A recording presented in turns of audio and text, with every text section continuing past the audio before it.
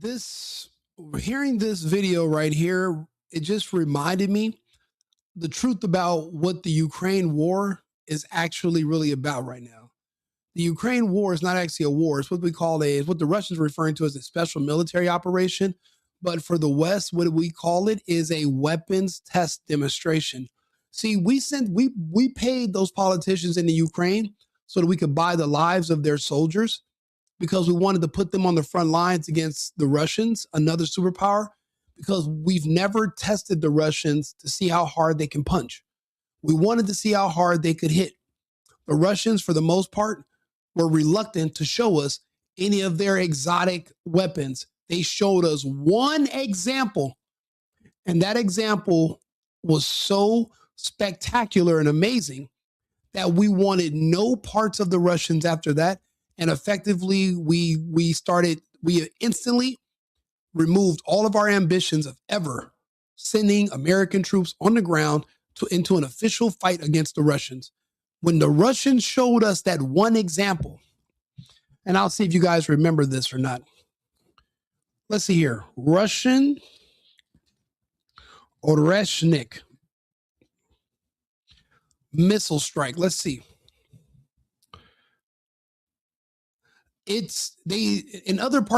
Some people call it the rods of God. They were able to level 5 miles of factories in under 13 seconds. We still don't know what the Oreshnik is. We have no idea. But the reason we sent the Ukrainian soldiers there is because before we went into battle with them, we needed to know their capabilities, right? So I need you to understand what just happened in Venezuela. It's connected directly to what's been happening in the Ukraine. Let's take a look.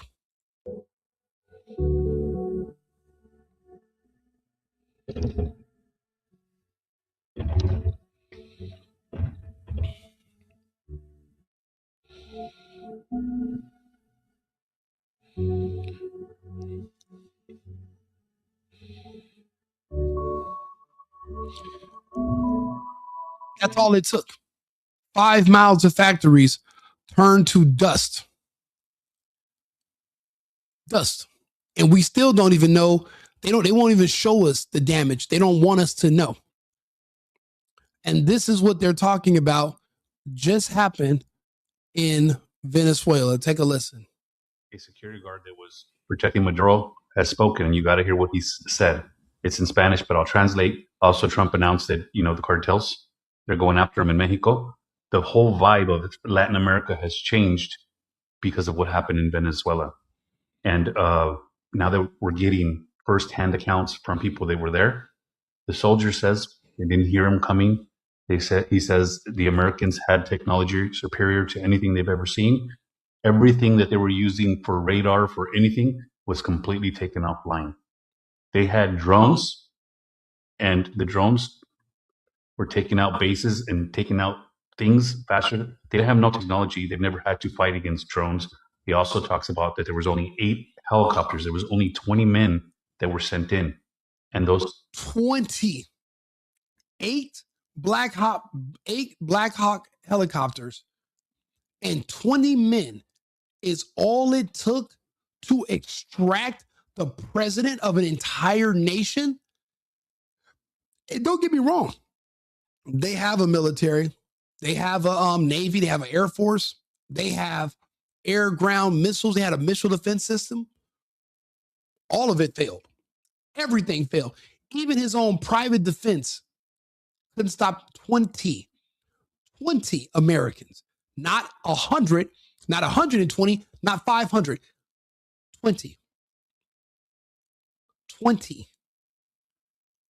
There's more people than that in the section at a club. 20 men is all it took, because we're that much further and we're that much more advanced than everyone else, but obviously then besides the Russians and the Chinese. 20 men killed hundreds of their men, and hundreds of their men wiped out by only 20 guys. None of those soldiers were injured.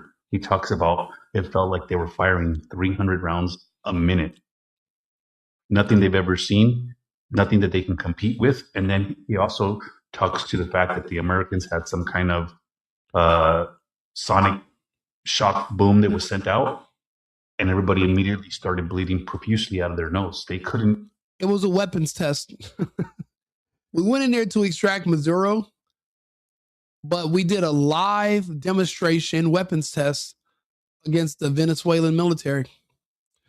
The same way the Russians did a live test on the Ukrainians. Same thing.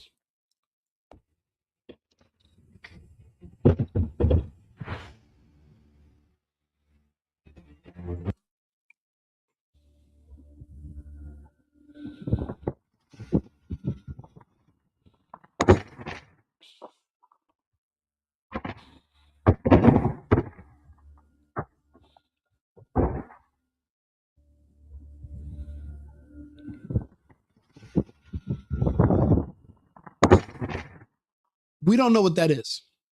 We know the name of it. We don't know what they hit the Ukrainians with. We don't understand their technology. This was a weapons test for the Russians, but also a weapons demonstration. That's why we're not in the Ukraine right now going to war with Russia. That's why Trump pulled us all the way out of it and said, look, Russia, you can take Europe. That's your hemisphere. We're going to focus on our hemisphere. Greenland to Argentina, that's it. We want zero smoke. The Russians have some type of technology where it looks like Zeus himself. It looks like God himself is attacking these cities. That's how powerful and magnificent that weapon is. The Russians, now obviously the Americans, we went into Venezuela and we have apparently some kind of new type of weapon that makes everybody throw up. Sonic shock boom that was sent out, and everybody immediately started bleeding profusely out of their nose. They couldn't even gather themselves because whatever was sent at them made them fall to their knees and vomit blood out of their mouth and out of their noses. They were incapacitated immediately. He says he never wants to go through that again. Doesn't want to have to fight with the Americans again. He's sending warnings to everybody out there that you think you can fight the Americans. You don't even know what their weaponry is like and what they're capable of. You need to fear our capabilities because you have to respect us. We don't need you considering letting our adversaries build bases and build roads and get and pull resources and you sell it to them from our hemisphere. That's not how this is going to work. You are a recessive nation compared to us. Compared to the United States, you are under our sphere of influence. You are not an equal. And we have to make that clear for security purposes. We can't just be too nice. You know it's serious when Trump said there's two ways we're going to do this with Greenland, the easy way or the hard way. But the option of them saying no is not on the table. I hope they don't say no, but if they do, they're not going to get any money and we're going to take it anyway. So at least if they accept an offer, at least they'll get money out of it. But this is not something that's up for debate. The Danish military they don't have a military compared to us. They don't. The Venezuelan army was stronger than the Danish army of Denmark. So, and you see what 20 of our soldiers did to them. Imagine if we sent 1,000. But then again, you see what the Russians did to the Ukrainians. That made sure that put everyone on notice. There is no more. So now the only people left that we need to see what they can do. The only people who we need to, who we don't fear, but we maybe should because, but we don't know because we never seen how hard they can hit. I want to see what the Chinese can do. Now, Iran, very, very impressed when they hit Tel Aviv and Jerusalem. Very, very impressive, Iran. Nobody knew that they could get past the Iron Dome. Now we do. Bravo to Iran. So the only one left that we don't know what they can do, we can't make heads or tails of them because they've never gave us a demonstration, is the Chinese. That's all that's left. But the Americans just put the Americans hit Venezuela so hard and so fast with so few troops that now the rumors are going to all the Latin American countries, including to Mexico and the cartels, that the Americans have weapons that we don't understand. You think it's going to be like that movie Sicario, or Black Hawk Down. That was American weapons 20 years ago. We're in 2026. We will put our boot in your ass and the boot would be invisible. It would be implanted in your ass. We'll be looking directly at your cheeks. Won't be able to see the boot, the laces, the traction on the bottom, nothing. But it's there. It's an invisible boot in that ass. You can see your cheeks spread, but you don't know what's spreading them. Just transparent, translucent ass boot. You don't want it. So the Venezuelans are now warning the Colombians and the Mexicans and the Cubans to not taunt the Americans because they might already be in the room with you right now. You're telling the Americans, come get me. They're like, we're standing right behind. We've been here for like an hour. We made ceviche in the Colombian president's kitchen. We've been here all day. What do you mean, come get me? We're already here. You don't want to taunt us and you don't want to challenge us. Now, let's go ahead and talk about the president. They are more informed than the public because the public is full of idiots and they panic very easy. If you look at how the administration is behaving, they're moving as if they're in a race against time. Something is coming and we are racing at light speed to prepare for whatever that is. I don't have no idea why he's moving so fast. He's like, no, Greenland, yeah, well, we're taking it if they don't accept the offer, and we're going to go into Venezuela. We're going to get done. I'm like, wait a minute. He's really trying to shore up this hemisphere. Something is coming, and I'm going to have to just, until I find out otherwise, I'm going based off of behavioral patterns over the years. There was no haste before. And it's like, okay, what are you in such a hurry for? Like, there's like a race against time. I believe that there is something coming, and he is just trying to get us prepared and make sure we don't have any security exploits or anybody that's too close. And he has to make sure that those two oceans we have protecting our country, that nobody is already across those oceans. If you set up a base on Greenland or you set up a base in Venezuela, you're already in our hemisphere. You're just a matter of hours away from our shores. But if you're across that Atlantic or across the Pacific, good luck. We're not worried about it. We can handle that.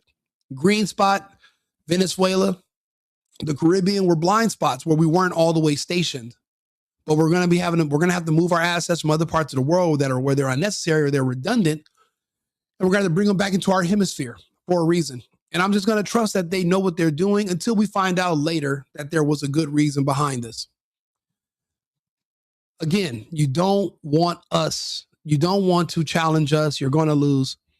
If you're a cartel in Mexico right now, I would already be preparing to shut down my operations or name somebody else the interim leader. You say you're going to go get milk. You're going to the store to get some leche, right? And you say, yeah, but the leche is a little expensive. I'm going to take about $5 million cash just in case the inflation in Mexico. And then all your other guys are like, where's he going? He's got a $5 million cash. That's a lot of milk he's buying, eh? Instead of going to the store to get the milk, right, you're going to hit a left. You're going to go to the airport. And you're going to fly to another country that speaks Spanish that's as far away from Mexico as possible. You're going to want to change your name, and you're going to want to put on one of those glasses that has the fake nose. And you're going to want to pretend to be somebody else until we're done. Because once we know who you are, we have intel, we have spies, we have people that we pay. Money is everything. We know who the leaders of the cartels are. We know who their children are. We know their wives. We know where they sleep. We know where they go to school. We know where they eat. We know who's second, third, fourth, fifth in command. We know their soldiers. We are not going into Mexico blind. We know everything. We know where to hit. This will be surgical.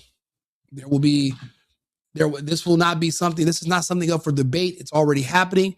The fact that Trump's already mentioned it, it could have already started 2 days ago, and we just don't know yet because they don't know yet. Just people have been just disappearing, and we don't know what happened to them.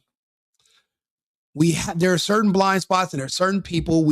Think about it. The cartels are working with the Chinese. Where do you think the fentanyl comes from when they're spiking all the cocaine that goes to California for the party?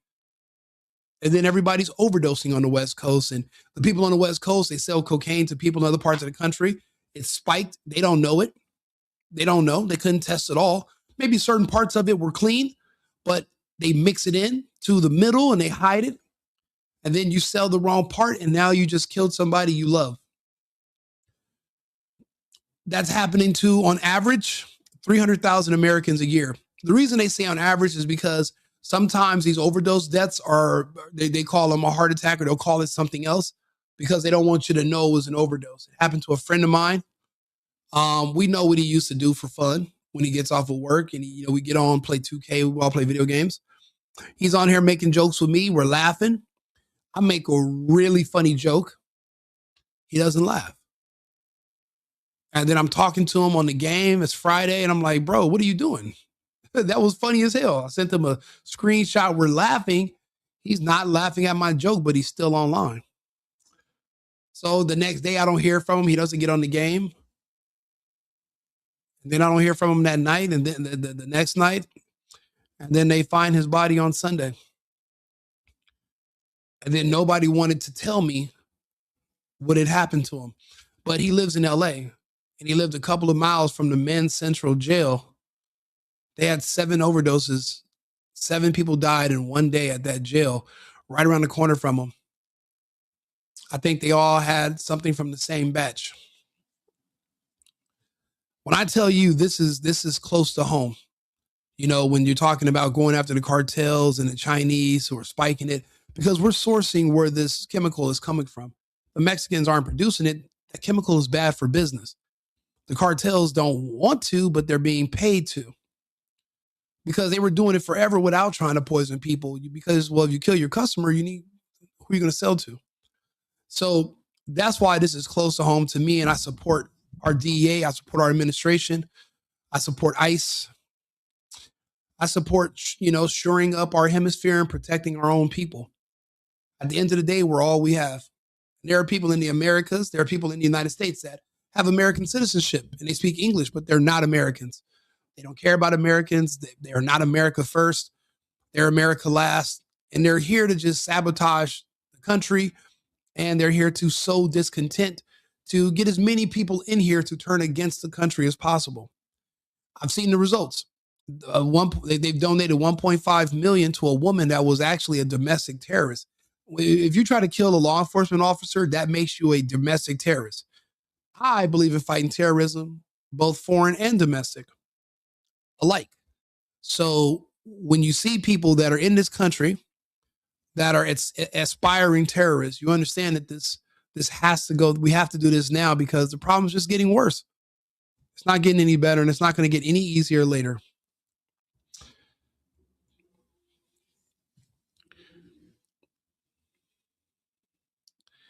Yeah, fuck Israel. I agree.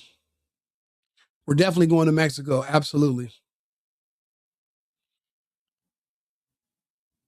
Yeah, you're from Israel. No. Yeah, I get what you're saying. The Iron Dome is not for ballistic missiles. For ballistic, we have arrow interceptors. Yeah, but whatever you guys have in the Iron Dome, it's outdated because, well, the Iranians have new technology. So do the other nations. They just haven't told you yet. And you guys in the Iron Dome can't even stop the hypersonic missiles that we know about. It can also be tricked. They can send other missiles. And when the way you deal with the Iron Dome is it costs you guys like 15,000 per missile or 30,000 per missile interceptor. If somebody just sends a barrage of missiles at you that are cheaper than that, and then you guys are spending 200,000-300,000 per round of interceptions, you'll just eventually run out of missiles, and then you won't have a dome anymore. See, when you say dome, you would think that it's a solid covering over Israel, but it's not. It's actually open air, and it's just a missile defense system. But those missiles can be depleted. The Iranians depleted your missile system, and that's why you guys are hit so hard. I mean, I'm talking hard. So the dome works when when people are throwing rocks or they're doing like little missiles from the West Bank, pew pew pew, adorable little cute little missiles. but not when you're fighting another country. You got to be a little bit, you got to be understanding about that. And peace is always an option. Genocide is not, because you're never going to be able to get rid of Hamas, because Hamas lives in the minds of people. Anybody can become Hamas. It's not a person. It's an ideology. So you can never defeat that. The only way you can defeat that is if there's no need for that, because there's no genocide and there's no oppression. And people are always good people. I live in the United States. People claim to be oppressed here, but they're on the internet talking shit. If you were oppressed, you wouldn't be on the net. See, real oppression is what the Palestinians are going through. No water, and the Israelis calculate how many calories it takes before you're officially starving, and they make sure you never get right below that threshold. Sounds like an amazing diet. You can get ripped up like that. That sounds like what Hugh Jackman did to become Wolverine. But should we make that a policy for kids, to make them all jacked on the same limited calorie intake as Wolverine? I don't think so. I don't think that's fair. I think it's horrible. Yeah, going to the store and returning to go get some leche. Yeah, bro, if you are a cartel leader, this would be a really good time to tell everybody you're about to go on a little vacation with your wife and your kids, and we'll be right back. Okay, keep the arroz con pollo, keep it warm for me. Put some tortillas on the grill. We'll be right back, Hefe. Okay, and get the fuck out of Dodge.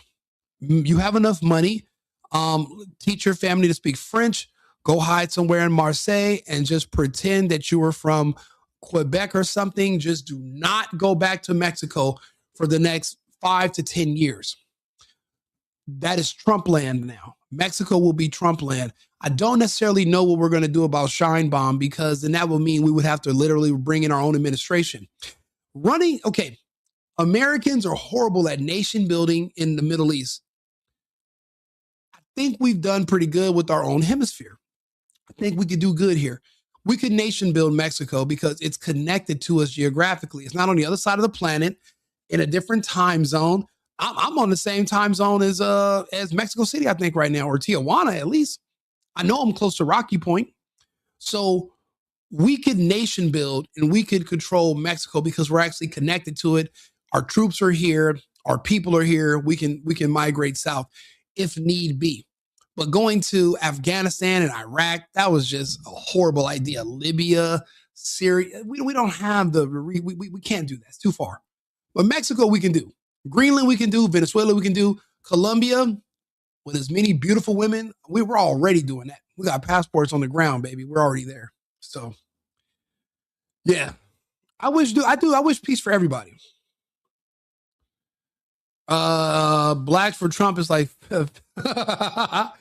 Julianne says blacks for Trump is like fish for bicycles lane.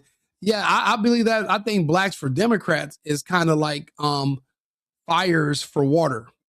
It just doesn't make any sense. Unless you want to get burnt out, it's a bad idea. So I don't know what your issue was with Trump, but the good thing about Trump is that he doesn't like the blacks anymore, as far as I can tell. Well, he's not offering them anything. He was pandering them to the first administration. They stabbed them in the back. They listened to the Democrats. Now all the blacks are dying. I think Trump knows they're dead. I think Trump knows the entire black community voted Democrat, and the ones who voted Democrat because of this woman right here, right? Because of their leader. What was her name? Where's that weird broad in her propaganda? Where is she? Right. Where is she? One? There's only one video of her? I thought I've uploaded a bunch. I want to urge everyone to take the vaccine when it is. They all listened to her. Everybody black in the country thought that she was going to be the next president. They said, oh, a black woman told me to go take some poison. They went and took it. There's no more black people. Let's just say that. Let's just go ahead and move forward. And let's just say there's no more blacks.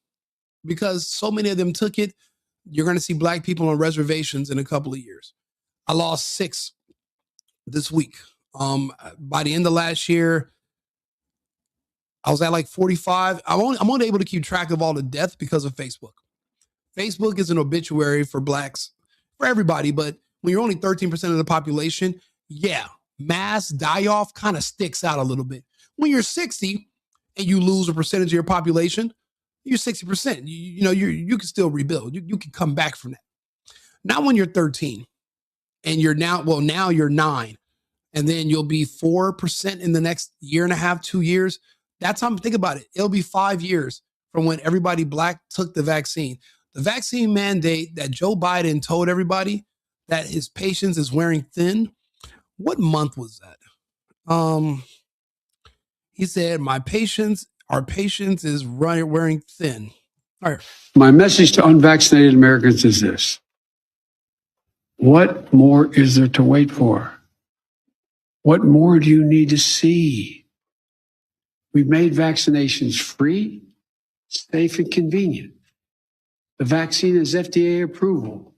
Over 200 million Americans have gotten at least one shot. We've been patient, but our patience is wearing thin. I didn't give a fuck how thin your patience got. Bitch, come do something about it. And he never did. But when Kamala's patience was running thin, and she told people that if you don't take this injection, you're a white supremacist, science denier, Trump supporter. And then that's when I realized how much of a science denying Trump supporter I was, because I was like, get the fuck out of here. I'm not letting these fucking maniacs inject me. And because I didn't, I survived, but everybody else I know is dying. But I'm from Los Angeles. If you're not from California, you might not know what I'm talking about. It hasn't hit the rest of you guys yet the way it hit us. It's bad. I was just looking at a friend of mine. She was such a beautiful person. She's like 50. But stage 4, they found out all of a sudden in December. She's gone today. She passed night before last. But it's not just her. It's all of them. So there are no more black people, so you don't have to worry about, dealing with that. You got to worry about the other issues now. That issue it kind of repaired itself in a way. But yeah, this is our hemisphere. Don't fuck around and don't find out. Men took out hundreds, and that's starting to spread all through Latin America. And now they're not saying, if you want me, come and get me anymore. They're like, oh shit. Especially after Trump says, hey, Mexico, you're on the list too. The thing is this, being Cuban, I want Cuba to be on the list first, because I can go ahead and move back to my family's hometown. And if they hit Cuba, then we'll be back. We'll be part of the United States within a matter of months. And then I can just sit there at my place in Cienfuegos, and I would be able to just make the videos, and I can help make Cuba great again. We can rebuild capitalism. We can restart our economy. We can bring back income, but we've been poor for so long. We don't know what it's like to work. We've been lazy for so long. And that's the thing. When you look at the Americans who are like, oh, we want to be communists. No, they just want to be lazy. They want to just be given money and they don't have to do shit. It's kind of like the way like a lot of people that live on welfare, how they live, and we were like, damn, why do I have to work just so you can afford to? I have to work, right? And my capitalist tax dollars goes towards funding people that live in the hood or in the projects or in the ghetto. They're communist utopia. Because in the ghetto, your housing is subsidized. You get welfare, plus you get a little stipend. But the illegals, like the Somalians and all these other illegals that are paid to move here, they're given $4,000 or $5,000 a month to live here. That's their stipend, because they provide congressional seats and they vote in favor of the Democrats. But they get $3,000, $2,000 a month for food stamps, and they get Section 8 subsidized housing. So they live a way better life than the American people. That right there is what people think that's what it's like living in Cuba. You don't understand. It's the Hunger Games. Because you think that, if at first it looks good, you don't have to work, then you realize that they can just take away everything that they want, because you can't buy it. You don't have anything. Everyone's equally poor. So we don't want that for the United States. A lot of these people do. That's why we have to remove birthright citizenship, so these people can be expatriated into countries where they could fit in more with the local culture. Our local culture here in the United States is not communism. So the American-born people that speak English that do not like that culture and don't believe in our system, Instead of sitting around here and, sowing discontent and telling everybody how horrible this place is, we're just going to move you the fuck out. We're just going to move you out. And that's what's coming. So, because you're a security threat also. Let's watch this whole video in just in its entirety. Protecting Monroe has spoken, and you got to hear what he said. I've already explained what I meant by there are no more black people. At 90%, 92% voted for Democrats. To pledge your loyalty to Kamala Harris, you had to take an injection that was poisonous. You took a time-delayed euthanasia serum because she told you to. My college-educated black friends never trusted hospitals and they never took vaccines. You would call them vaccine hesitant. Kamala Harris is literally the only thing that helped them remove their safeguards and made them go take it. Kamala Harris did more damage to the black community than Martin Luther King. And she was successful because now they're all dying. So what I'm saying is that this is 2026. There should be a mass die-off, maybe even before the winter time. So it's going to be all this year. That population is going to drop and there will be no alarms sounded. We have a large black population in California. And I've noticed in other states I've lived in, there's not a bunch of black people dying like there is in California. Or maybe we just took it early. Remember, the vaccine was available in 2020 if you were in California. Did you guys know that? See, for the rest of the country, it was mid-2021 before it was available to everyone.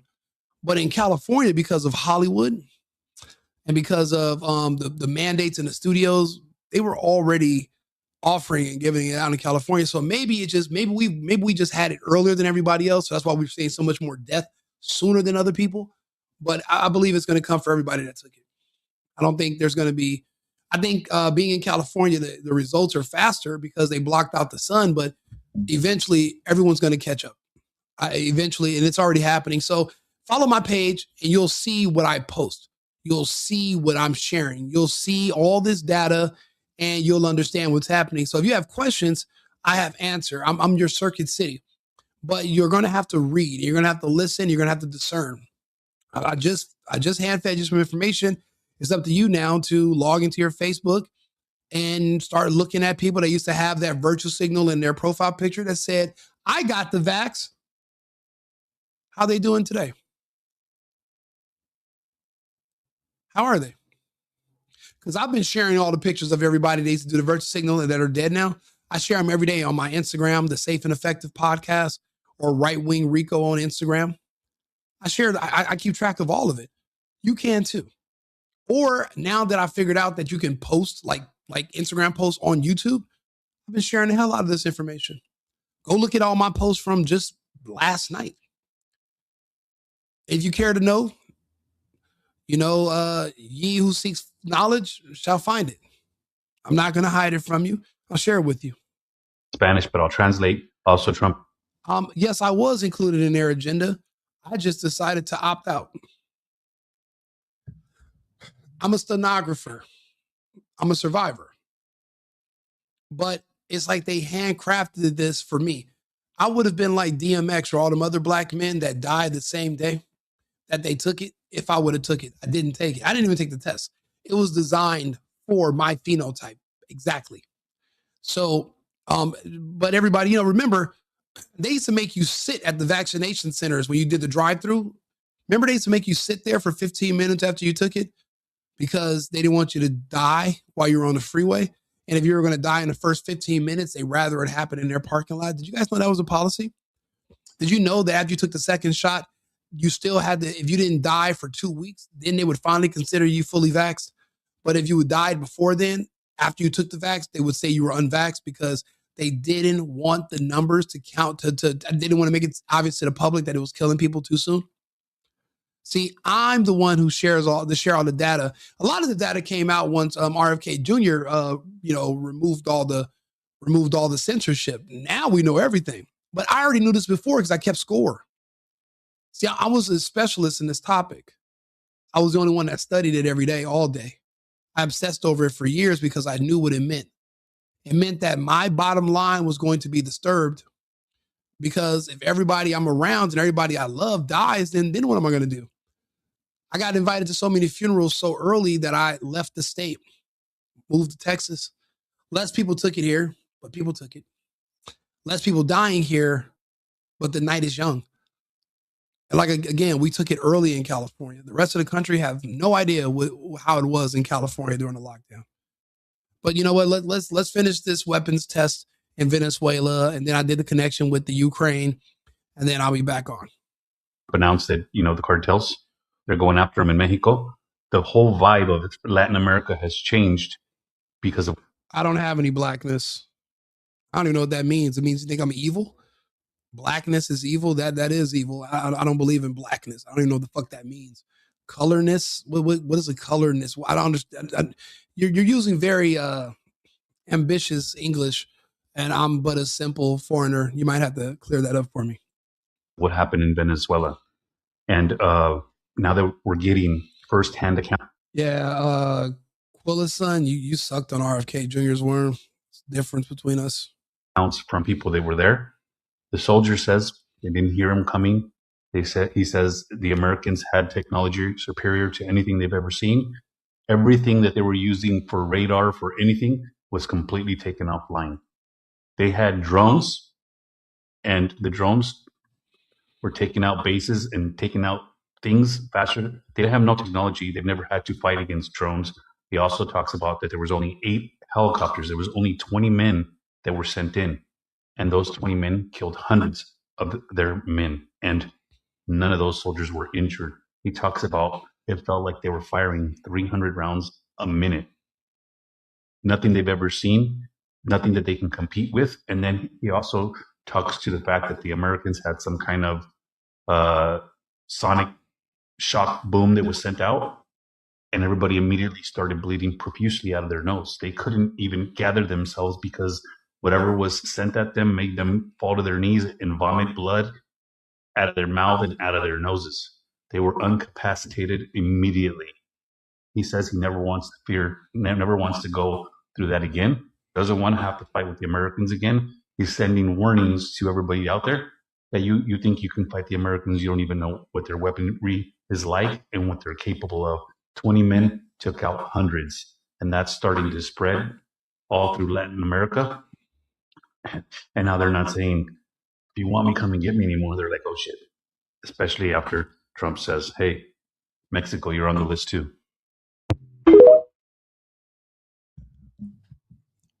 If you go out for leche, put a few $1 million in your pocket, leave all your furniture and everything behind, grab the kids of yours that you like, leave them stepkids, leave your ex-wife, take the kids that you like, and vanish.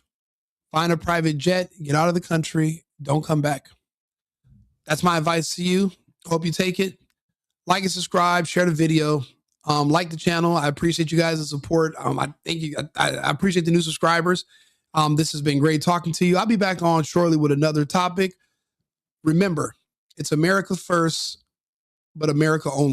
I've been needing to find a new apartment, which has not been easy with credit as bad as mine. Luckily, I found cosigning.com. They connected me with a cosigner who helped me get my dream apartment for me and my dog. I just paid a small fee and was able to move in fast. Get the cosigner you need for the apartment you want. Check out cosigning.com today.